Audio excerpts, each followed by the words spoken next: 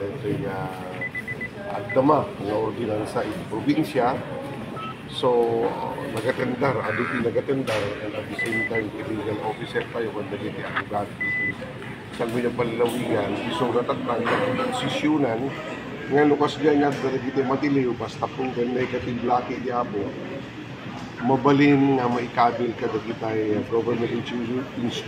institution kasi ba digay Europe jail itunar tayo apo dagiti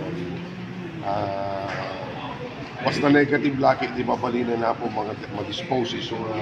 next session basta mai-draft mo na siya kay maamindaran tapno napimpintas kasi kanina hindi kami napasama tapo nga awa mo papalan na. So kanina yung kaso nga matiliw tapos ma-approve makita nga negative iso na TSF madesisyonan kasi lang dito 22 man nandito pasukin at ay 12 negative nga magapong awang pa ordinansa kada ordinansa iti pasukin iso da po iti makapagdesisyon ganda jay. So timawag pa actually niya po mayor regarding ng dayjay iso na discretion na dayjay